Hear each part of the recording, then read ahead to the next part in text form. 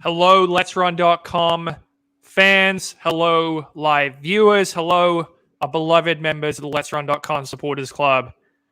We are here just after the Rabat Diamond League to break down all the action from the second Diamond League of the 2023 season. Fantastic meet this Sunday afternoon in Rabat, Morocco. The 1,500 meters on the men's side, the race of the day, lived up to the hype. Yared Nuguse made a brave effort, runs a personal best of 3:33.02, but finishes second behind the king, Jakob Ingebrigtsen, 3:32.59. We had a world leader in the men's steeplechase, the fastest time in the world since 2012 by home favorite Soufiane El Bakkali, who made a really aggressive run. Did not sit and kick it in this one at all. 7:56.68 in front of the Moroccan fans. Fred Kerley wins the big-time showdown in the 100 meters. No Marcel Jacobs, but he did take down Ferdinando Manyala. He took down Trayvon Bromell, 9:94 for Kerley. And Grant Holloway upset in the 110 hurdles by Jamaica's young talent, Rashid Broadbell. 13:08 into the wind. Very impressive run there. We are going to break down everything. We're going to break it all down from every angle. Jonathan Galt here, joined by Robin and Weldon Johnson, my bosses at Let'sRun.com. Guys, great meet. I enjoyed this one. What'd you think? It's the Diamond League, John. It rarely delivers. I mean, rarely fails to deliver. But this one, the Kings are still the king, right? There's a reason Fred Kerley's the world champion. There's a reason Jakob Ingebrigtsen is so good. So, oh, my daughter just snuck in here. Weldon's muted himself. This is why I drove out to the office, John, even on a Sunday, holiday weekend. Be full of distractions. Ready to go on the show, and then Windows decided they needed to do an update 30 seconds before we went live. But right when I got on, I was about 15 seconds late. I heard you say the 1,500 lived up to the hype. Did it? I mean, don't get me wrong. It was an amazing meet, but I was getting like a couple hours before this, like 3 or 4 hours before this, I started to think like well, we talked about this yesterday, like which scenario is bigger? And John's like, what do you mean? I go Nuguse winning or Ingebrigtsen. You're like, if Nuguse wins this, the Let's Run servers is going to be like the old days, are going to burn out and go down and the site's going to crash. And I started thinking like, when is the last time an American man was, maybe I should say American born man, because this is rule out with God, but it all goes to the same year. Like, was top of the world, no disrespect to Matthew Centrowitz, in a rabbited race. Like, the fastest man in the world is from the United States of America. And it would have had to have been 2007. Alan Webb went to Paris, put up the world leader before Worlds, won it, took him down the home guy on Bali on home soil. We won the 15 and 5,000 that year. So prior to this, folks, youngsters, you don't remember this, but I was watching videos like this. I'll play it now just to take you back down memory lane. Let's see here. See if y'all can hear this. But he's going flat out, and Alan Webb is dogging his heels. Can Webb stay there? The American. This would be a famous victory if he could catch the Frenchman and beat him in front of the home crowd. Just bides his time there, does Alan Webb. Psychologically, so much easier to be on the shoulder of somebody, but down the home straight, both athletes flat out. Bala, has he got the strength? The legs are going. Webb is pumping hard with his arms, and he's going to get there. And a marvellous win for Alan Webb there. I was envisioning something like that, but we didn't get it. In the end, like, the race goes off, and first lap is fast, 55.6? But remember, 3:30 pace, folks, is 56 flat the whole way. So you've got to run fast. And then they come through 800, and I think the second lap was like a 59, John. Like, I was like, wow. This pacemaker was clearly in and over his head. He couldn't handle the pace they needed to be running. It slowed way down. You shouldn't have 59 as your second lap in a Diamond League. But it was fine. Like it's a race, and I'm thinking, I was watching the first lap, and I was watching, Ingebrigtsen did what he normally does in these races. The first turn, he'll run out in lane 3. He doesn't care. He's going to run wide in the middle of the pack and then get in a good spot. and he's up there. And I watched Nuguse, and I was kind of complaining. I'm like, okay, he's running the whole thing in lane 2, but what was it? 600, 800. You had like the top 3 guys. You had Ingebrigtsen, Hoare, Nuguse in that order, running side by side. I mean, single file basically until the finish. But when I saw the pace slow down, I thought, okay, these OAC guys have no excuse. Ingebrigtsen's Achilles heel is he's not fast. This is playing right into Nuguse's hands. We've seen this 25-9 close on a 347-mile race. Can he do it? And the answer was no. And whoa. Wait a second, Robert. I had that same thought that it was playing into his hands. Do you realize how quick Jakob closed today? Well, I went back. Yes, I hand-timed it twice. Okay, I hand-timed it too. Let's get a watch. I got 25.91 both times, which is basically what Jarek. What'd you get? Did you get the same thing? I was doing it on an Apple Watch. Screw them. But I had 26.1, both for Nuguse and both for Yared. But because I was thinking for Jakob and Yared. Jakob and Yared, you mean? Yeah, Jakob and Yared. Because right. Remember indoors, we're thinking if you close a 347 race in 25.9, how do you lose? Well, he basically what we saw was Ingebrigtsen may not be super fast, but he can close in 25.9. You had 25.9 and 26.1. That is super fast. What? All right, we got to bury this. I think we need to maybe back off of this narrative because 25.9 for your last 200. I don't care what your 800-meter PB is, Robert. That's really, really fast in a 332 race. That is like you can't say, oh, he has no speed. Like that's a tremendous amount of speed. He really shifted gears coming off that final turn and opened that gap. Now, Nuguse closed really well as well, but you asked the question, how do you lose when you close in 26.1, 25.9 for the last 200 in a race that's 333 or 332? Well, you spot the leader 4 meters, which is essentially what Nuguse did with 200 to go. The thing is, I can't be that mad at what Nuguse did because this is his first Diamond League. He's expecting, hey, if I can just keep it close with Jakob, I should have the better speed over the last 200 and run him down. And from that perspective, it kind of worked out that way. It just turns out, I think everyone underestimated Jakob Ingebrigtsen's closing speed today. I agree. And someone on the message board is like, oh, a little disappointing. Like, if you expect me, disappointing, like Nuguse didn't run for the win. I'm like, he was right there. I was thinking, okay, if we see this sick close that we saw indoors, this will win it. But no, we saw the same close. But Jakob was up to the task and had the same. They basically closed the same. And Jakob got the win. Now, it does make me a little bit nervous. We'll talk later about Grant Holloway and how he's always fading the final 30 minutes. Does he need to make a coaching change, which is my crazy hot take of the day. But it does make me a little bit nervous how Jakob, he'll get a lead. Like, the key to this was about 100 or 90 meters ago. He put in a burst coming off the end of the turn. He burst ahead, and the guys are waiting to kick to like the last 50, and he gapped him. But then 50, he's kind of looking over his shoulders to make sure he's got it. But Nuguse did gain on him a little bit at the very end. And I mean, maybe Jakob's not going all out, but it makes me a little bit nervous at some point he could get run down in the last 20 or 30 meters. But fantastic race. What did I say? Ollie Hoare, Mario Garcia Romo, you guys need to leave the OAC if you want me to coach you because you're going to be getting beat by Yared Nuguse time and time again if you're doing the same training as him time and time again. So Nuguse did not win. Jakob's still the king. Fun race. Seriously, Ollie Hoare was 0.37 behind Yared Nuguse. And you're saying, oh, this is it. He's got to change his coach. He's never going to beat Yared.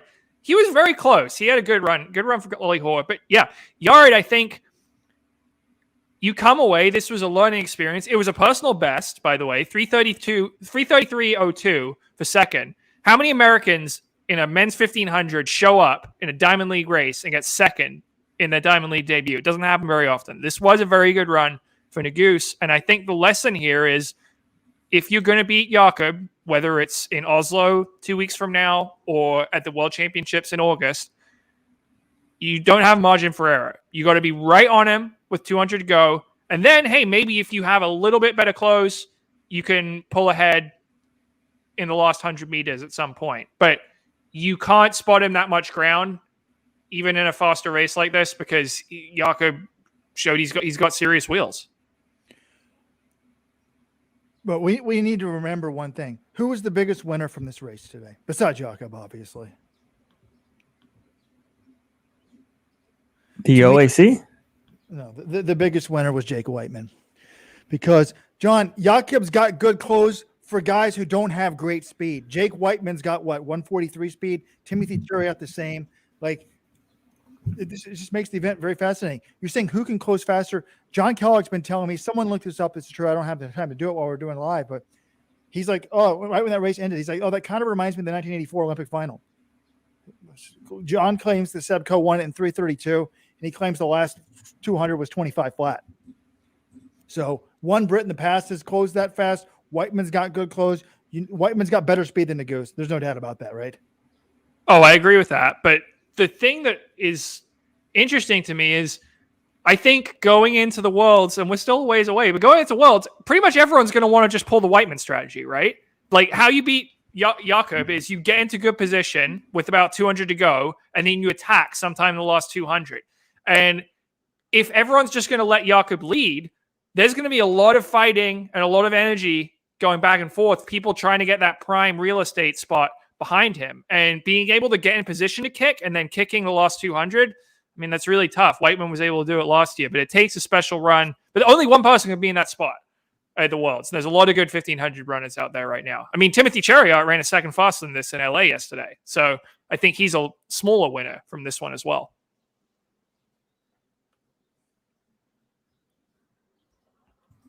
It's interesting you guys both looked at the closes, because this clip's from the side, but I'm putting a screenshot on the video for those of you listening at home. If you're listening to this as a podcast, you want to listen to this, you need to join the supporters club. Join letsrun.com/subscribe today. But this race, this Yared, this is the Diamond League. This is Jakob Ingebrigtsen. What you're doing to win the Millrose games, that doesn't work here. Jakob Ingebrigtsen's at a better level. This race right here, 400 to go, Yared spotted him too much space. 200 to go, spotted him too much space. As you guys pointed out, he closed amazingly well the last 200. He had the best last 100. He was definitely gaining on Jakob. Jakob started looking over his shoulder, I would say over 50 meters to go. He looked at least 3 times. And when's the last time can you remember him doing that? Well, then I know he was talking before the race. He had this quote saying, all these guys step up. There's a new guy every year, along those lines. But can you remember him looking behind like that to check on a challenger in the home straight? Usually I feel like when Jakob moves, he just accelerates and there's no turning back. Yeah, I think the looking back bodes well for Yared, because one part of it, Jakob's like, wait, I don't sense anybody here. He's like, am I totally mistaking this thing? But also it indicates, wait, I'm expecting someone to be right here on me. And there wasn't. I think the crazy thing is, right, like Nuguse was gaining on him at the end. This is a good performance for him, but Hoare was closer to him than he was to Jakob at the end of this one. But yeah, before the race, what did we say? For letsrun.com to crash, for running message boards to go nuts, you needed Yared to win this race. But this was a nice step in the right direction. He didn't look outclassed at all. He was right there. I think it's a learning experience, and he still closed really well. You guys are really pointing that out. So round 1 to Jakob. But I think another thing we learned yesterday with the LA Grand Prix is round 1 means nothing. This preseason means absolutely nothing. I hope they go after the world record next time out in Oslo for the mile. So, well, it means nothing. Mean something. It means nothing. Some of these meets mean nothing to the athletes, but in terms of like setting up storylines and seeing what's going to happen, I mean, we can definitely learn some lessons from the races. I mean, Hobbs Kessler's at a new level in 2023. Did we know that before yesterday? No. Like, I think Timothy Chariot's back. He took down Reynolds. Did we know that for sure before yesterday? No. You can take away things. And for me, this is Yared Nuguse. He's going up. He beat Katir indoors. Now he's running against Jakob. Jakob outclassed him for sure, that last 200. But we know he's one of the best milers in the world. And I think we kind of already knew that going. I guess we did already know that going into this meet, but it was nice to see him do it a few months later. His fitness is still at a very high level. He's out in Morocco. It's not somewhere in the US. Like, this was definitely a very good result for him. And unlike with Alan Webb, though, I have confidence that Ritz is going to well, I guess Ollie Hoare didn't even make the final Worlds next year, but peaked them properly. But I do got to correct one thing. I don't think he outclassed him over the last 200. He outclassed him over the first 1,300. The last 200s are basically fair enough. Fair enough. Some Yeah, interesting comments from the YouTube. Bob Carr. How would you say that, John? Bob. I don't speak Norwegian. I don't know. Bob Carr. Bob Carr from Norway. It looks like he said Jakob told. Is it Jakob? What's his name? I don't know. Jakob. Jakob told the Norwegian media that he felt like jogging going to the last lap. He did what he had to do to win, but he felt like he had a lot left in the tank. I feel like I've seen Jakob look over his shoulder before. That's why I harped on it. And then he also told Bob says he also said the competitors are not fast enough. It feels good. So fun race, cool stuff. I just think remember the Worlds we're not going to have a rabbit, but that's why I thought you can see this type of race at Worlds go out hard for a lap, slow down on the second lap, and then kind of push it down from there. So I think that is the kind of Jakob's got to feel good about this because this is the type of race you can run without a rabbit. You're not pushing the whole way. Looking way ahead though to Worlds, Robert. What did we say last year? If you're going to front run the World Championship final, which Jakob likes to do, you can't just be the best guy. You need to be way better than everyone else. And he was half a second ahead of Nuguse today, less than half a second. At a World Championship final, if you've got someone who's in that same type of fitness, but the other guy's drafting on you the whole time, they're probably going to run you down. So this was a good run for Jakob, no doubt. But if he's going to do the same strategy he did at Worlds last year, he needs to increase that gap because someone might have a big day and run him down. It's a great event. I'm so excited to see how this goes the rest of the season.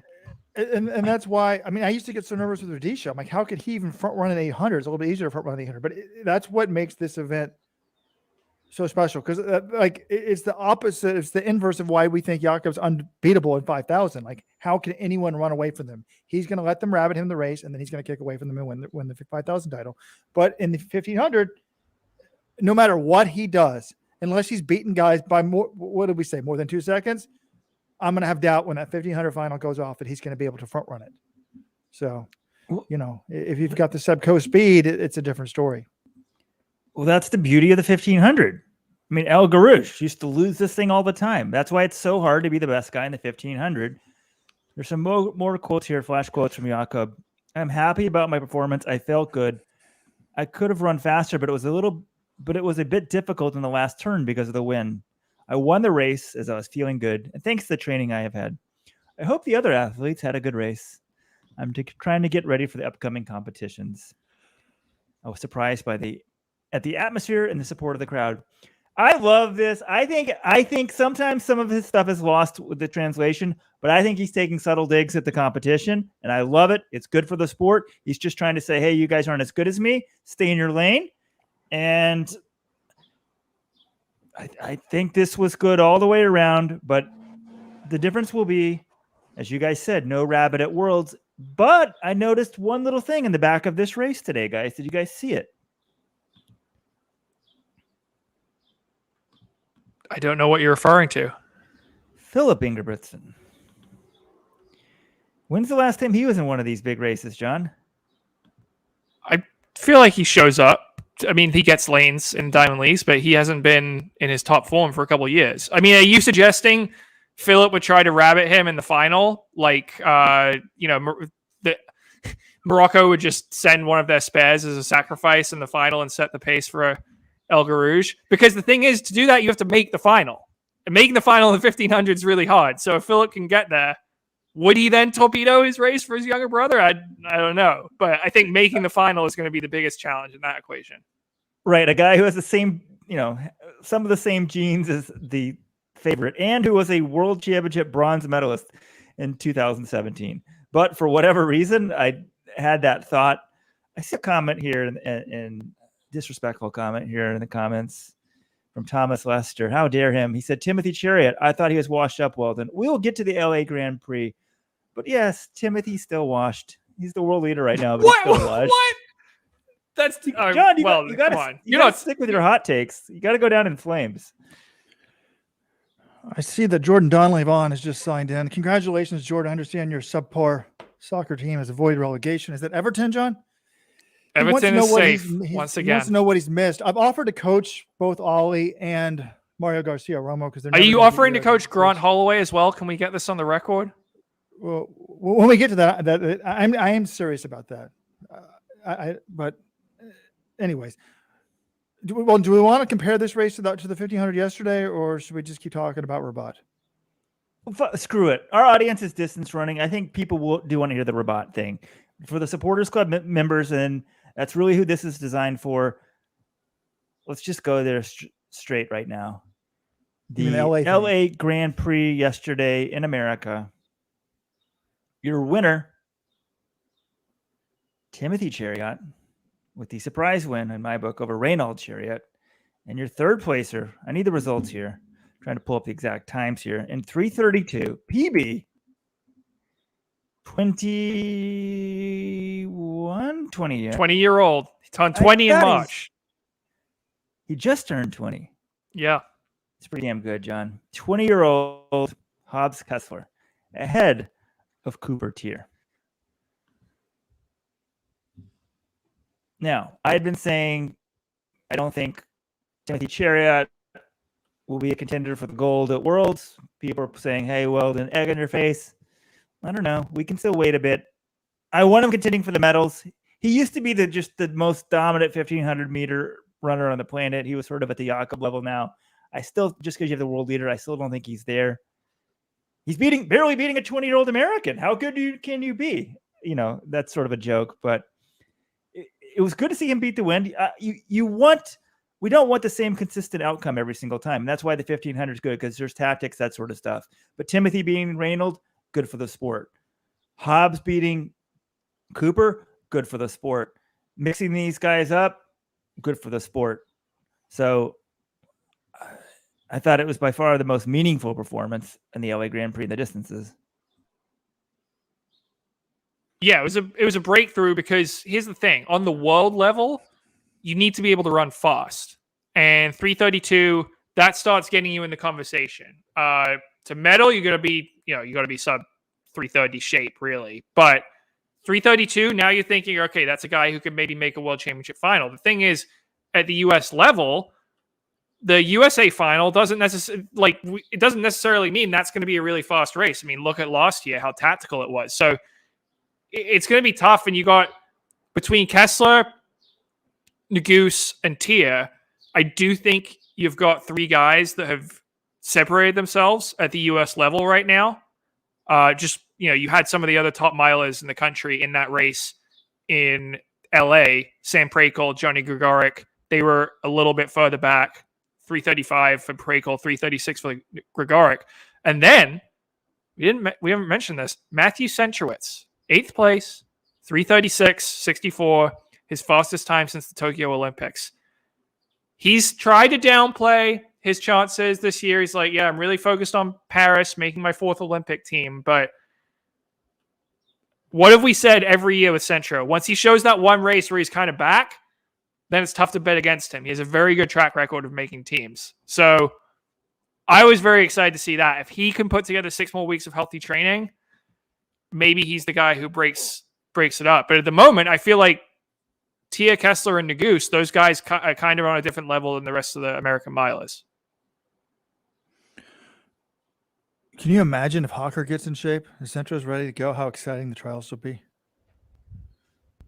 Oh, it's going to be amazing. I mean, Hawker, that was worrying that he withdrew. I mean, the fact that he hasn't raced since January. But then you've got the college kids coming in. I mean, maybe Wascombe comes on strong. Craig Engels won the 800 on Friday night. No. Engels is washed for this year. He's been injured. Okay. The kid to watch out for is the Villanova guy. Liam Murphy, yes. He's. I mean, his Penn Relays performance was fantastic. So, I mean, we'll see. Someone is going to emerge at NCAAs, you would think, and run really well. I would like to see the splits on these races from yesterday. I mean, someone was like knocking the Rabat race, saying, "Oh, a couple Americans ran just as fast yesterday." First of all, did they run as fast as which 3:32 was faster, Nuguse or Hawker? Well, Nuguse ran 3:33, so Kessler was the fastest of all. Kessler and Tia both ran 3:32. Nuguse ran 3:33. But look at this. Your second lap. So from 300 to 700, Kessler and Tia were both 56 seconds. Today it was 59 seconds up front. That second lap, Right. I mean, that was 400 to 800, but that cost them a second or two, these guys in the Diamond League today. Easily. Like the shocking thing about that was a time trial yesterday, basically, for Tia and Kessler, and less wind, I assume, than what we had today in Rabat. What was shocking to me about this Rabat race was I couldn't believe that the second lap was so slow, and then we were still running single file. Like, it didn't bunt. Now, at the end, around 1200, people started getting up there, but it's going to be, a good event. Enough time. We can't spend a half hour on every event. Otherwise we're going to be here, all night. So women's 1500. I mean, well, can we go to the steeple, Robert? That was the second most exciting event. This women's 1500, I mean, Sagai just goes out and blows everyone away. We've seen that before. We haven't seen Soufiane El Bakkali front run to 756 in the past. Correct. So he goes out and 237 for the first 1,000, but you often see a quick first 1,000. I mean, the first lap, they don't have the water jump. And they were talking, that would be world record pace. But the fact that two other guys were with him, I'm like, he can't be going that fast. He's going to slow down a lot. And then I see 520 for 3,000. I'm like, well, he could still break 8. But, heading into the last lap, he was right on 8 flat pace. And I was like, is he really going to do it? He's just super impressive. Just like, he was working hard. You could tell it. And then he started doing this sort of celebration about 25 meters from the line. Like, what an effort. The crowd loved it. I think he's, what do they say, 8th fastest all time. So just a monster performance. I mean, it's good for him because he needs to be able to run in the mid 750s this year if he's going to win gold. Because I think that's how fit Lemaitre Germer is right now. How awesome would it have been to have Germer in this race? I wonder if, I'm kind of curious. I mean, they raced each other here last year. I'm kind of curious why Germer wasn't running here, but that was a terrific run by El Bakkali. We did see them race each other in Doha over the flat 3K a few weeks ago, and Germer won that one. And back in 4th place, Hillary Bohr, the American, 8:11. That's a good run for him because I don't know if you guys saw this on the broadcast. He fell into the last water jump. So he was right there with Getnet Wale and Abraham Kibawatt battling it out for 2nd place. They both ran 8:05. If Bohr had run that, he would have been the 2nd fastest American ever behind only Evan Jager. So yeah, okay, you still got to get over every barrier. That is the challenge. You're getting tired, but I think it's a very encouraging run for Hillary Bohr as well. Big run. What stunned me was, getting at Wiley. The poor guy's been 4th at 2019 Worlds, 2021 Olympics, 2022 Worlds. And I was looking up mid-race. I'm like, I can't believe his PB is only 8:05. I was shocked by that, yeah. And what do you run today? 8:05. Now, I did get a PB by 0.06, but I thought he was faster than that. So, no, Bohr was not on American record pace before he went for the swim.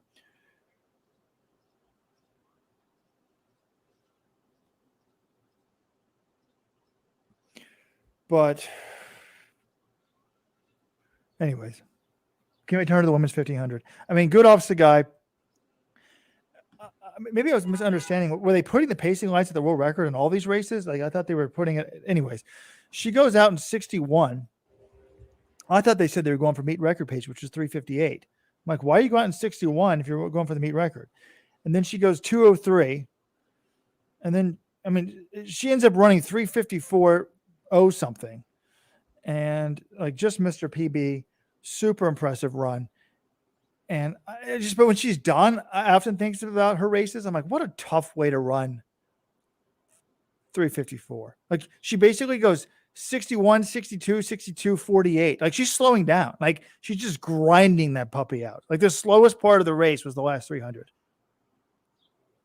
Well, at this point, it's obvious that's how she prefers to run. She does this every time. She's been doing it for years.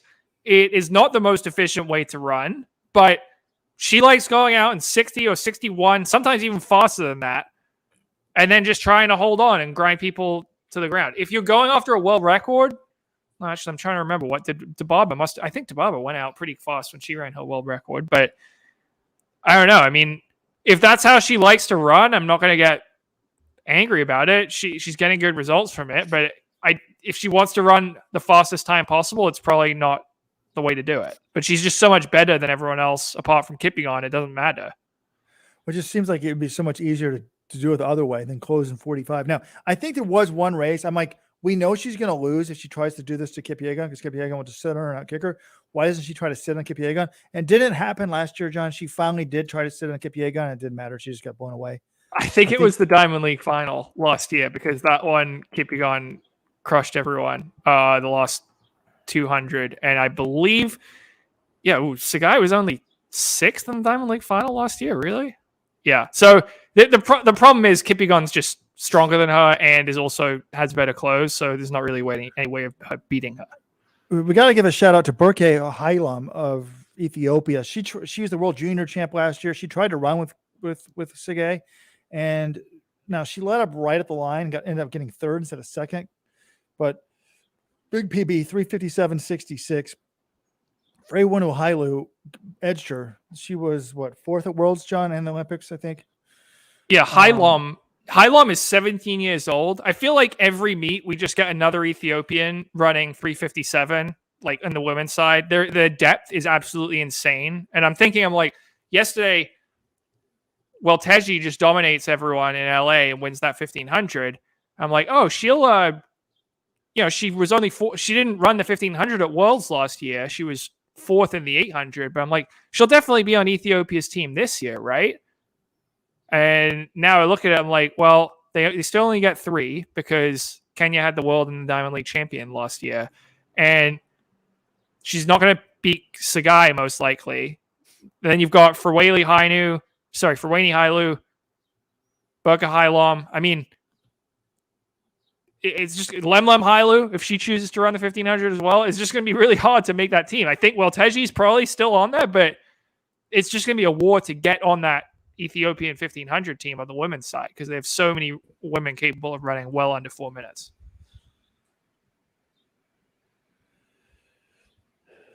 Yeah, another Ethiopian, Worknesh Masele, who ran 158 in 2021. She made her debut in the 1500 today, got 4th. And then a big gap to the top non-Ethiopian. Corey McGee, though, wins that honors 403.09 over Lyndon Hall, 403.56. Sarah Healy of Ireland, 403.57 as well. So what caught my mind, I mean, obviously Sagai, like we know how good we know she's really good, but her post-race quote was kind of interesting to me, John, because she basically left the open that well, let me just read it directly for you. John, while he's looking that up, how do I sound now? You sound fine, Weldon. I have the quote about the next. I do not know what race I will do at the World Championships. 1,500, 5,000, 10,000. I'm ready for every distance. My coach will decide. I mean, we saw this last year. She ran a 10,000 last year, I believe. She is the reigning world champion in the 1,500. In the 5,000. So we know that's certainly a possibility. And if I'm her, you're probably not going to beat Faith Kipyegon in the 5,000. So to me, it would actually make sense to do the 5K, 10K double because if you're going to get 2 gold medals, that's your best path of doing it. Obviously, Sifan Hassan is coming back this year and is going to be fitter than she was in 2022. So that's going to be a challenge. But if you're sort of maximizing your medals, I think 5K, 10K. I mean, I guess Sagai has a very good chance to get a medal in the 1,500. But her chance is better to get the win in the 10K. But she's really damn good, but she's not as good as Hassan. She's not as good as Kipyegon. But if Hassan doesn't recover well from the marathon, there's the option. I mean, it's almost like Sagai in the 5,000. If it wasn't for Hassan, it's like, how would she lose? She's kind of like Ingebrigtsen in the 5,000. Like she's so good at the 1,500, and oftentimes a championship 5,000 kind of turns into a 1,500. So. Whatever. We had a couple 800s. Mary Moraa went out super hard, like 56, hangs on and wins a 158.72. Only 2 women broke 2 minutes. Kind of surprising there. And then men's 800, Emmanuel Wanyani I mean, the top 2 Kenyans in the world this year went 1-2, right, John? Yeah, I mean, this was the same 1-2 we saw in Nairobi a couple weeks ago. Played out a little bit differently because in Nairobi, Wanyonyi ran down Kinyamal. This time he had the lead. But this was an even better home straight duel. They were duking it out. And it was Wanyonyi again gets the win. Officially only 18 years old. I would say he's probably the number 1 guy in the 800 this year. It's still early, but he's got a few big wins under his belt. The other result from that one, though, Robert, Emmanuel Correa, the reigning world and Olympic champion, makes his season debut, just looked way off the pace. He was towards the back of the pack through 400. He runs 148.42. That's the slowest result. He finished 8th. That's the slowest result I can find for him in a final on the Tilis Tapaya database. Now, maybe we shouldn't panic too much because he had a very slow start to 2022 as well. He was only 8th in Rabat and wound up as the World and Diamond League champion in 2022. But, I mean, this was poor. He wasn't even close. Yeah, he was worse than expected. But, I was kind of surprised at 400. I'm like, okay, he's a fast guy. Why is he that far back? I thought he showed some life on the backstretch. I'm like, oh, he's moving up a little bit, but he was still pretty far off. But then he had nothing the last 200. Now, you point out last year, 146.29 season opener, but that was June 2nd in Montreal. 146.93 in Rabat on June 5th. So it was a week later. Now he's running a little bit faster than today. But even 2021, when he won the Olympics, May 29th, so it was basically the same day, he was only 3rd in Portland, 145.74. I mean, that's significantly faster than 148, but he's turned it around a number of months, each of the last 2 years. But yeah, I was someone, Kevin LeBlanc on YouTube wants to know if that was normal for his opener. It's not normal. This is worse than normal, but I'm not writing him off yet. Oh, no, this guy's a championship performer. You got to give him respect for that.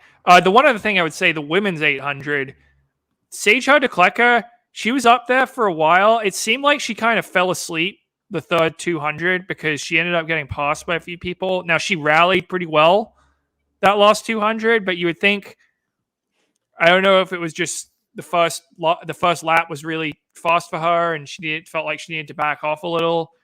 But third Diamond League, it's not a disaster, but 2 flat 0.6, I think she probably would have liked to run faster. And, second place was there. I think Marat is probably too good for her at the moment, but this is a woman who ran 157 last year. So I think looking at that race, she'll probably be a little bit disappointed.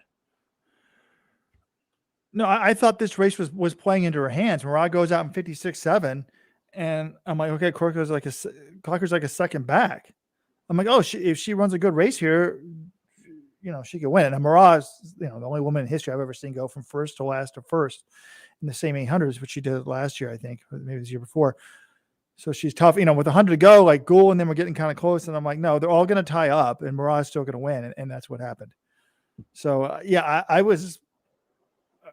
I don't know. I mean, I guess we're going to give her to Klerker an A for the effort on the first lap, but to run a Diamond League 800, I don't care if it's a little bit windy and not break 2 minutes. That's disappointing to me. I don't care if she was third. Yeah, there's a comment here by Thomas Lester. Herta Klerker doesn't have enough 400 flat speed to be a major factor in the 800. I mean, she's won Diamond League, so she's a factor, but to break up the big three. Did she win a Diamond League last year? Hasn't she won one? I thought she was close. She was close in Chorzów. I don't remember her actually winning a Diamond League, but okay, probably did. This is a blow to my ego if she won a Diamond League last year. No, she did not win. She won in Lucerne, the 1500, but that wasn't a Diamond League, and she got second in Chorzów, second in Monaco, but no Diamond League wins. Okay, second in a Diamond League. My apologies, but I agree with the sentiment, but for you guys. Is Athing Mu still your favorite for Worlds right now? The longer we go without a race, I want to put somebody else there. And I guess we haven't seen Keeley really bring it. What? Keeley hasn't raced it all outdoors. Athing Mu, absolutely, she's still my favorite. At least we saw Keeley indoors, though. Like I saw something there. The 800 is a different beast because I'm not writing off on your career, but I don't know. Mary Morat's got. I think 3 people have the talent to win the Worlds. Essentially, now if they're not all there, maybe you start expanding the list. But Mary Morat, Keeley, and a thing. I think for we haven't to break that up would be a huge accomplishment. We haven't heard anything about an injury this year. I think she's being selective, maybe because she felt like she wasn't ready, with her transition to Kersey. She wasn't in shape to come out and win at Millrose, but I don't know. Apparently she's not going to be debuting until the New York City Grand Prix at the end of June. June 24th the LA Times had a story saying that race is, or maybe it was the Orange County Register. One of them, they had a profile of Bobby Kersey and they said that will be her opener. But no, Marat, 158, that's fine. Like, she'll be the favorite if Keeley and Mo aren't there, but I expect both of them to be at Worlds, and I think Mo's your favorite still. The other factor is she's being coached by a guy who's never coached a world-class 800-meter runner before. That's a major step. Bobby Kersey is one of the greatest track and field coaches in the history, but he's never coached distance runners, outside of his wife in the heptathlon. So I think it's a different beast. I will say this, though, Weldon. Did anyone know who Milton Mallard was before he started coaching Mo? I know Texas A&M's had some good 800 runners, but Milton Mallard coached her to the Olympic and world titles in the 800 meters. I think Mo is so good, it's more of a don't screw her up. And I think Bobby Kersey is smart enough not to do that. Fair enough. Milton Mallard, though, John, has had a lot of success at 800 meters. Oh, yeah, no, he's a good coach. I'm not meant to, right. But I didn't mean to insult him or anything, but, The difference is that Milton Mallard's at least an 800-meter coach. Bobby Kersey isn't. That's why I've gone on record saying I am worried that I don't look. 158 is not going to scare nothing Mo. So if Keeley's out, that's like slow for them. So, but I did say I don't think she's going to win the title because, well, even if he was giving her terrible workouts, like how couldn't they figure it out by now? Oh, it's not going well. Let's just go back and do what we did last year. But yeah, it does concern me that you're not being coached by an 800-meter coach. Like we've seen the New England Patriots do this. You take they think, oh, we'll take a good coach who's a defensive coordinator, put him an offensive coordinator, and see how it goes. It doesn't go so well. So now the 800 moves well, and the thing that made me most concerned about that is I think Mo is a 400. She's the NCAA record holder in 400. Yet we've got Bobby Kersey saying on record, "Oh, she could win the gold in the 1500." That was a red flag to me because I'm like, he really doesn't understand the event if he's saying that. So, whatever. So, can we turn to the men's 100? This was one of the most hyped events. For weeks we had been hearing about this beef between Fred Kerley and Marcel Jacobs, the Olympic and world champions, and then all of a sudden, they were supposed to be here, but it wasn't just the two of them. This was an Olympic world championship final quality field. You had Fred Kerley, the world champion. You had Ferdinand Amanyala, the world leader. You had Trayvon Bromell, two-time world championship medalist. You had the two-time world junior champion, Tobogo. You had the former African record holder, Sabini. Who am I missing, John? But the race gets off to a weird start. Kerley kind of twitched in the blocks, didn't get a great start, but runs everybody down.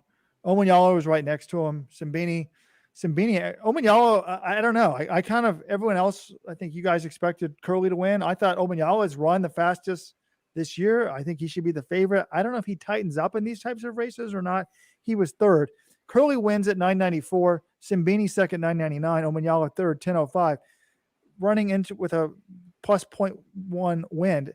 I heard Otto Bolden. I went back and watched CNBC because you're watching the world feed on Peacock or YouTube. If you go to CNBC in America, which is supposedly broadcasting this race live on TV, it's like 2 minutes behind. So you can watch it twice. But Bolden said what I thought. He's like, I'm surprised these times weren't faster. Only two guys in this field broke 10 seconds. Omanyala ran 10:05, Tobogo 10:09, Bromell 10:10, Johan Blake 10:18. But Kerley said, that's mine. And he was like, he's got to be the favorite. Fun race. But speaking of fun, what do you guys think of the next Let'sRun.com t-shirt. They've gone to the printing presses. I'm going to unveil them now. I'm upset that the Supporters Club members can't see this. Well, if you could put this picture somehow in the feed. Let me find it here, guys. Okay, here we go.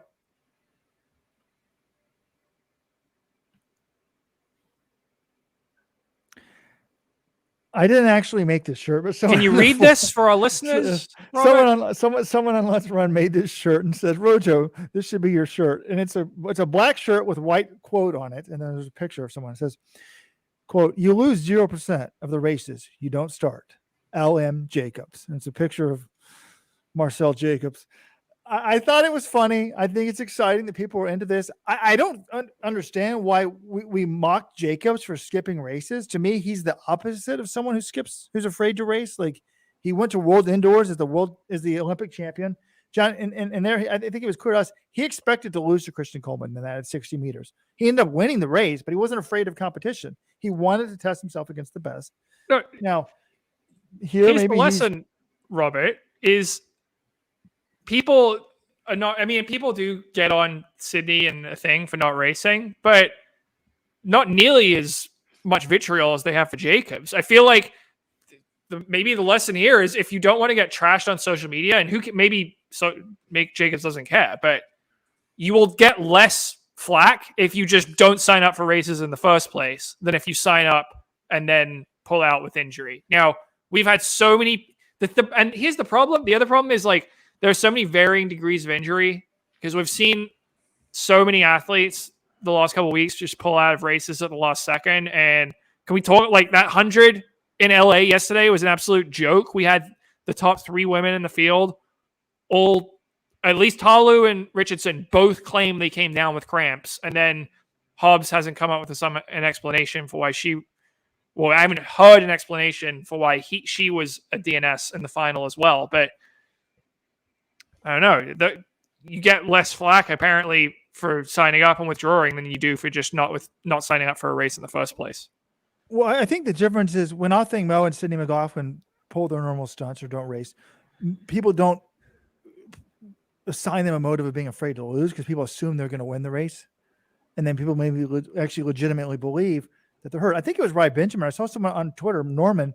They're like, look, like, what do you want us to do? Like, to me, when those 3 women pulled out a 100 final, I'm like, there's just, unless the leagues, or unless like World Athletics paid your salary, there's just no way you could get around this, because all that matters is Worlds. All that matters is the Olympics. And, you know, unless it's a qualifying race for that, if there's anything risky, you're just going to pull out, because particularly for the superstars who make a ton of money, you know, from your shoe contract. If you're making 7 figures, you know, because you're a star like Sydney McLaughlin, you don't care about $10,000 or $25,000 appearance fee, or even $100,000 appearance fee. If that's going to jeopardize your world chances. Here's the quote from Rai Benjamin. A lot of people don't understand the perplexities of a contract and what that means for competition. If I'm feeling something and I think I may risk getting hurt at a meet that's only paying $4,000 for first, now I got to sit a month and pray I'm back in time for Worlds. I mean, it makes sense. The athletes, now when every athlete takes that approach, it's not always great for the sport, but that's the way the sport is set up. He is getting paid. His main source of income, his base contract, is based on what he does at the World Championships. So his mission is to make sure he performs his absolute best in that meet. And if that means pulling out of these other things because something could go wrong, he's going to do it. And that's the way the sport is set up. That's what he's incentivized to do. You can't really fault him for that. But it's unfortunate, because this happens for a lot of different athletes. If this was an NFL regular season, you know, where every game is very important and has an bearing on your championship chances, these runners would probably be playing through or playing at less than 100%. But they don't have the same incentives that NFL guys do, so they don't. And Robert, I do wonder if Rai Benjamin was responding to you, if that was a subtweet at all, because he was one of the people you tagged in your tweet yesterday from the Let's Run account when you were getting mad about these DNSs in the 100. What? I didn't send a tweet out like that. What do you mean? That was Weldon? Hell yeah, John. Wow, that you struck guys- me as a total Rojo move. You got a hot-headed streak. No. I didn't realize. Yeah, you guys thought I wasn't watching the race because I wasn't working. I was watching the race. I got livid and just fired off some tweets. I hope we were subtweeted. It's ridiculous. John, you can read the tweet exactly, but it sucked. People came to watch Sha'Carri, and the top 3 women in the hundreds didn't show up. I think the biggest hot take right here in the comments is by the CS Martin 88. The LA Grand Prix was just as good of a meet as Rabat. No way. No way. The LA Grand Prix, like at the time I was like, oh, this meet was sort of underwhelming. And then afterwards I'm like, wait, there was actually 3 really good performances, or maybe even more, outside of the men's 1500 even. Camacho Quinn in the hurdles was good. Paulino in the 400 was great, and he had a world record and the shot put. But there was so little competition. Like every matchup I wanted to see, essentially, the men's 1500 was good, but like, okay, all the stars pull out. The 100 is the one thing I'm looking forward to, and it doesn't deliver. So otherwise, women's 800, better in Rabat. Steeple, better in Rabat. Men's 8, better in Rabat. Like, and you didn't have people pulling out at the last minute. That's why. That's one of the reasons Rabat was better. But the other thing, the crazy thing, I went back and watched the 100 and how it was broadcast yesterday. They essentially, we don't know Sha'Carri's not running until like right before the start. They're still introducing the fields, and then they don't realize these lanes are empty and there are withdrawals. Sha'Carri Richardson in the stadium was announced for the final, and you hear the cheers. They're saying lane 5, 2019 NCAA champion from LSU. The fans all cheer, and then they actually fire the gun, and everyone realizes, wait a minute. There was no Sha'Carri Richardson in that race. I talked to someone who was at the meet. They said there was no announcement, like no telling the fans she had scratched. It's just they fire the gun, and then you realize, oh, one of the biggest stars in the world of track and field isn't there. It's just most sports wouldn't work that way, but track and field does. Yeah, no, because I heard the announcers, like she was announced on the TV, but she wasn't there, and they kind of quickly figured it out. But I heard the fans cheering in the background. I'm like, what's going on here? But even the shot put in terms of TV product, very poorly done. There was like no drama. They sort of showed it after the fact.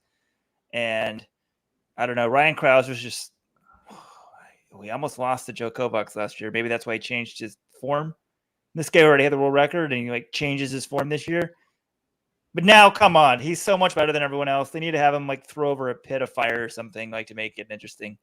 Well, it's crazy. He also said he hasn't started speed work yet this year. Well, then, so we'll see if he can go even better. The one thing I will give Sha'Carri some credit in that she's been flying all over the world to run races. She went out to Botswana. She went to Kenya. She's in this meet in LA. It's real bummer, but I don't know. The fact that she's been doing all these other races and been wanting to race against the best, but hasn't always gotten the opportunity to with not running those hundreds. That to me says maybe she really did have a cramp and didn't want to run. Or there's other people saying, hey, there's been some issues with athletes. Maybe there have been rumblings that there may have been some issues with appearance fees or money that was agreed to some athletes, not necessarily going to that. Those are more rumors, but I do wonder if, Sha'Carri was sort of complaining, or she was mentioning on Twitter what happens to appearance fees when the athletes with the biggest ones pull out. I'm curious if this is all related or if it was just we're overthinking it. It was really cramps. Okay, she's worried about. I didn't like that. She was into that tweet. Like, what happens to the money? Okay, Sha'Carri, what happens to your money when you don't run the 100-meter final? Admittedly, she's the only one that sells tickets. Maybe Robert. Here's the thing, though. Maybe her money isn't affected at all. Maybe she misses out on prize money and that's it. And she still gets her appearance fee, so she just says, "Peace, I'm out of there." But they don't need we to have think a anyway level that of Nike made her run this race? The meets need to have a level of professionalism, and I know it's hard because they're doing one-off events. It's not like, they don't put on that many meets, but like when I was coaching at Cornell, I remember saying to one of the head coaches, like, we don't do anything for the fans. Like, we just, it's not fan friendly. It's just a college track meet with a million heats. But in a pro meet, when people are paying tickets, like, they deserve to know that you pulled out. So, like, I've said in the past, you should be expected to do a pre and post race interview. And you also should be, if you pull out of the meet, you should have to give an explanation. And that should be broadcast to the fans. So. Yeah, I mean, we got an explanation on the NBC broadcast quite quickly about Richardson, but yeah, you need to be saying in the stands, and yeah, it's probably going to get booed, but you got to say like Sha'Carri Richardson has withdrawn due to cramps. I think the fans in the stadium deserve at least that. Like there were 7 world leads and a world record in LA, but I thought the Rabat meet was much better. And one of the big races for me was the men's 110 hurdles. We had former Let'sRun.com podcast guest Grant Holloway, a world champion, two world champion times, 2-time world outdoor, 1-time world indoor champion. Grant Holloway was in there. We had the Olympic champion Hansley Parchment. We had Devin Allen, the Philadelphia Eagles practice squad. Anyways, it was a typical Grant Holloway race. He's unbeatable for 60 meters, maybe even 70. Got a pretty big lead, and then I don't know, John. It kind of reminded me of the Boston Celtics last night in the last 2 minutes. I'm like, oh my God, he's going to choke this away. He gets tight, and then it's just like he's run down late and ends up losing. It wasn't Parchment that won. It was Rashid Broadbell who won in 13:08 to Holloway's 13:10 and Parchment's 13:24. And I don't know, when this ended on the message board on the live discussion thread, I just said, wow, that was a typical Grant Holloway race. He's doing great, and then he gets run down late. How often are we going to see this? I would love to know, are they doing anything to address this problem? What's the old saying? If you keep repeating it, the same stuff, you're going to... Robert, are they doing anything to address it? I'm sure Mike Holloway, one of the best coaches in the world, is well aware that Grant is getting run down in some of these races. But you only bring this up when he loses. He does win a lot of the time, and we know his end of the races and his strength, but he's one of the greatest starters in the history of the 110-meter hurdles. And I just think you can't have both. You can't be the best starter and also be the best finisher. The skill sets don't usually overlap that well. It's hard. So, John, I don't know. I'm sure they're trying to work on it, but you're just saying it's something that can easily be fixed, that he's weak over the last few hurdles. I didn't think it could easily be fixed. I just said I'm tired of seeing it year after year after year after year. And I know that he's won 2 world titles and had amazing success with Mike Holloway as his coach, but this is crazy. But no, he lost the Olympics. Should he consider another coach or maybe get a consultant? I would maybe they're already doing this, but it's nothing seems to be changing to me. It's the same thing over and over and over. And I was at least maybe get an outside consultant or have Mike talk to someone, come up with ideas, because I just don't see any improvement. But he won the world title last year. In 2021, he ran the second fastest time in history. He won the world title in 2019. He's unbeatable in the 60 hurdles. I just think he will lose from time to time. He is not absolutely untouchable in the 110 hurdles the way he is in the 60, but he's still been the best guy in the world over the last 4 years. And I just think, he got run down in one Diamond League by a great hurdler in Broadbell. He's still at second. He still beat the rest of a very strong field. I don't know. I think your criticism is unwarranted. He's going to get the world record. I'll just say it. It's going to happen. It's a matter of when. Now, I know nothing about the technique of the hurdles. I mean, there's different comments in here. Grant gets the first hurdle in 6 steps. Everyone else takes 7. I wonder if he gets going too fast and loses momentum in the middle because of this. Yeah, the sort of layman's thing I've heard before is that he gets going too fast. It's a rhythm event. And then if you come too quick on the hurdles and you're too close to the next hurdle, you have to back off and slow down going over it. Essentially, if you start going too fast between the hurdles, it can create a problem. And I've heard that happens to Grant, but maybe that's complete BS. But Robert, of course, they're trying to address it. I do why not really shake the apple cart? Maybe you guys need to talk to somebody, or hey, what if someone else coached Grant for 3 months? Just something completely different. But he's had great success. He's the reigning world champion. He loses 1 Diamond League. We're supposed to write him off. I think the more amazing thing is, he's never lost a 60 indoors. That shows how damn good he is, how quick he is. So maybe that speed does create problems. It's amazing he's never clipped a hurdle and lost a 60. This win streak goes back to high school.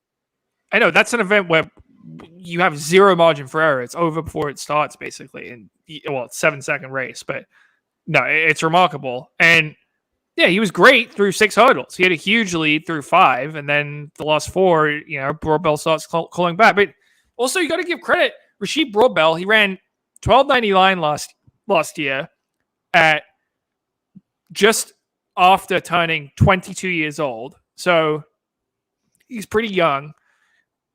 And he ran 13.08 today into a 1.3 headwind. I mean, that's a top performance. And that's what it took to beat Holloway today. So Holloway's usually pretty consistent, and occasionally you might get beat when someone closes really well, like Broadbell or like Parchment in the Olympics. But I don't know. I think you're throwing the baby out with the bathwater here. Well, on the positive side, because I really like Grant. I mean, last year I think he might have been dinged up because he only ran twice before USA's.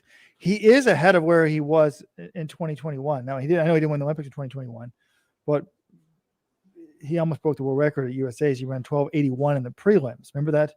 In the semis, excuse me. But back then he was running 1307 was his best before the 2021 Olympic trials. Whereas this year he's already run 1305, 1303, and then 1301 in Atlanta. So his other 3 races, I guess, were pretty damn good. 1305, 1303, 1301. I mean, that's by far his best start ever to his season, from what I can tell. So maybe this was just an off day, but I like it when he races more because I don't know. I've always just wondered, like, is he just getting tight at the end of the race? Who knows? I'm glad that Weldon still has faith in the world record, because I just think it's going to be a shame if someone like that good, to me, he should be the world record holder and the Olympic champion. He acts like, I think he's been a little bit defensive about his legacy. I have nothing left to prove. Yes, you do. If you're a track Has he said that? If you're a track and field athlete and you don't win the Olympic gold, you've got a lot to prove. But when did he say that, Robert? He knows. He obviously wants that Olympic gold. Well, okay, maybe he didn't say it exactly like that. Didn't he say like, "Oh, I had a"? When was he on the podcast? Wasn't it after the Olympics? I think it was when I think it might have been when he set the world record. Well, he set the world record twice. I think it might have been the first time he did it in 2021, which was before the Olympics. Anyways, I thought he said, like, "Oh, I had a great year." Well, no. If you're as good as Grant Holloway and you don't win the Olympics, I can't call it a great year. Speaking of writing people off, someone's writing Trey Cunningham off. Why are they doing that? I guess Paula Radcliffe Roberts not a good runner. Never won the Olympics. I mean, it's the Olympics is just so limited. You get one chance every 4 years, 3 years this time around. But it's not really a fair criticism. All right, guys, we're at the hour mark. Over the hour mark. What events, topics? We could go back to the LA Grand Prix. I think we want to wrap this thing up.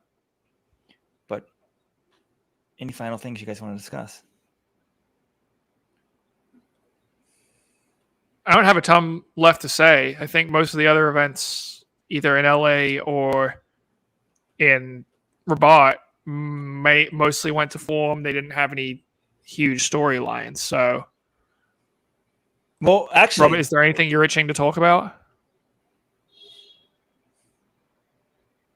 I guess the men's 800 in LA I did enjoy. It was before the TV window, so if you need the USATF, you needed the USATF.tv subscription. But this was a good sign for American 800 men. Last year was a total disaster. Slowest, no one broke 144 for the first time since 2008. They had 4 guys at Worlds, and none of them made the semifinals. So it's the first time an American had failed to advance to that round. In this race, we had 4 Americans won 145.41 or faster. Brandon Miller ran his first race under Bobby Kersey. He got 7th in 146.79. And Clayton Murphy had his best race in 2 years, running 144.75 for the win. And I thought timed it perfectly. It showed what's great about the 800, because you had Isaiah Jewett and Isaiah Harris battling each other on that last lap. Each of them wants the lead. They're fighting off each other. And then Murphy's just hanging back. And with 100 to go, he's the one who has the final move. You only get one move in the 800. He used his smartly. These other guys, they spent so much energy battling each other. But there's 5 lead changes in the last lap. This was a lot of fun, and it was some good performances by the Americans. I'm glad you mentioned it, John, because that's the one race I wanted to mention. I wasn't sure if you guys mentioned it when I had the audio problems. Come on, guys. Clayton Murphy is back. Someone has to say it. This was a great win for him. I swear this winter, I was leading the Clayton Murphy Man Club. We got to replay the tape. Robert just gives Did you just out call him prizes, Clayton right? Murray? Murphy. No, I didn't. Replay the tape there too. Okay. Robert will pay people to replay the tape for him. So, like, can somebody scour the old podcast? I'll send you a Let's Run T-shirt. I swear Robert or John was writing off Clayton Murphy, and I said, no, it's not time yet. It's not time yet. Damn you guys, I was right. So I'm allowed to write off Timothy Chariot. Clayton Murphy's back, baby. I picked him to make the Olympic team next year. I don't think I'm writing the guy off. He's shown if he can get to his, like, he's a big time performer usually. The US Championship's not, he didn't have his best race, but he consistently makes teams, and this was enough to show. Now he's going to be going and running some Diamond Leagues in between now and USA's. So we've seen it before. He might go over there and get beaten in some. One of the things I saw he said after this race is he really wants to, run a good Diamond League to kind of back it up, because he has been to these World and Olympic finals. He's medaled at the Olympics, but he's never won a Diamond League, I don't believe. So could he go there and challenge Wanyonyi or Kinyamal or whoever he's going to face? I don't know, but I'd love to see it. This is definitely a big win for him. 1:44.75 was the time. So I assume you guys broke down the steeplechase while I had the audio issues? The men? The men's steeple in Rabat. Yes, we did. So, Murphy. Wait, real quickly. Emmanuel Bohr? Hillary Bohr? Hillary Bohr. Did he We fall? mentioned it. He fell on the final water jump. He probably would have run around 8:05 if he didn't. Okay. Maybe I'm sorry, Evan. My hopes are now with you, with Hillary. I want to see an American go sub-8.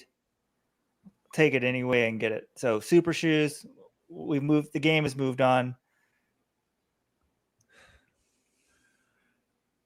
What's interesting about Murphy is, last year he did run 145 twice before USA's, but he never broke 145. And this year, John, we were watching those early season races pretty intently, like when he was in Botswana and he only got 7th, and the timing was off, so we weren't sure what the time was. Supposedly being a 145.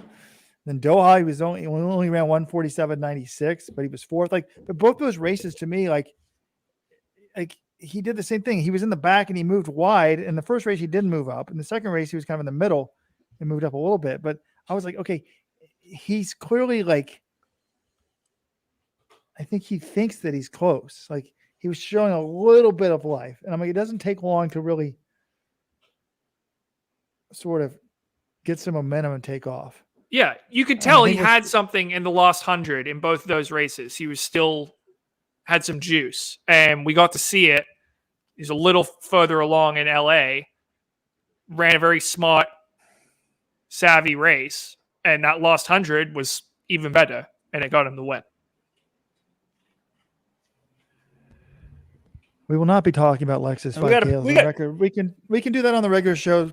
If you enjoyed the podcast, folks, you could have gotten this as a podcast. We're being relaxing, driving around your town. But being a Supporters Club member, letsrun.com/subscribe. Tuesday's regular show. We can talk about the 5,000 record. It doesn't move the needle for me when you break a record that's a week old. I'm supposed to be super thrilled about that. I don't know, kids skipping out on their state meet nowadays to run as professionals. I hope if my son is a star that I have him do the high school season. We can discuss it more. It's still a good performance. What Newbury Park, what these two families and Sean Brosnan, the Brosnans, I guess his wife deserves credit too. It's amazing if you think about it. Two families, they're just rewriting record books, winning national championships left and right, all at one high school. Well, and it's absurd. I tweeted this out earlier today. The 2019 Newbury Park boys cross country team had the following people on it: 3 national cross-country champions. That would be Nico Young, who won MXN in 2019, Colin Solomon, who won Running Lane in 2021, which was, the national championship that year, and Aaron Solomon, who won NXN this year. We also had a U.S. junior cross-country champion, Leo Young, who beat the college freshman, won that race this year. And then you also had, in addition to those 4 guys, Lex Young, who has run 13:34 and set the high school 5K record. It's just ridiculous to have all those guys on one team at the same time. You're never going to get a collection of talent like that again in one high school team. I can almost guarantee that. I apologize to the twins, being an identified myself. I couldn't have told you till now that Leo was the one who won U.S. Junior Cross, beating a bunch of college freshmen, and not Lex. I just would probably, if you'd pressed me, I would have said, well, it's got to be Lex because he's a better 5K runner. Lex didn't even make that team. He was coming off of, I think, it's sickness. It's just crazy good. I mean, it sounds like that Leo, is focused on the 1500 the rest of the year. I think he should take a shot at it. Well, Leo ran 3:39. It seems like, I know, but it seems like the 5K would really be his event. I want Sean Brosnan really to create a time capsule, bury it underneath Newbury Park, and we'll dig it up in, I guess, 10 years, 15 years. Who's the best of these guys? Because he's a former podcast guest. And he sort of hinted that he thinks one guy's better than everybody else.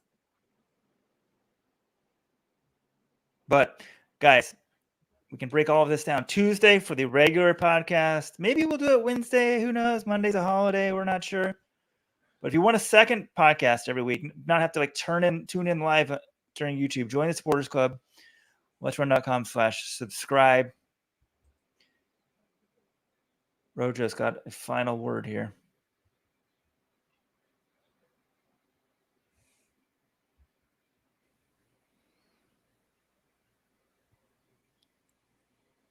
Robert, do you have anything you want to say before we sign off?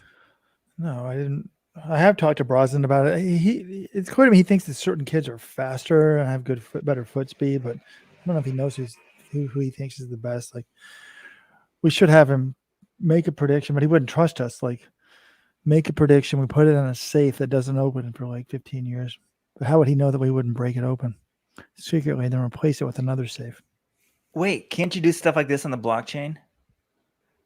Blockchain, guys, we need a sponsor, big sponsor, $20,000, and we will do this. We'll find a way to do this if you sponsor us for $20,000. Thank you.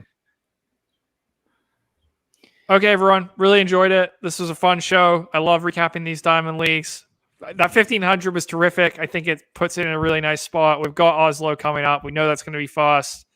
We know Yared and Jakob are supposed to be there for that one, so getting excited. But we got NCAAs coming up soon. We got Florence. The 5K is going to be fire in Florence on Friday. Maybe we get Jacobs versus Curly. I'm not holding my breath, but technically they're still both entered. So lots of good stuff coming up in the track and field world.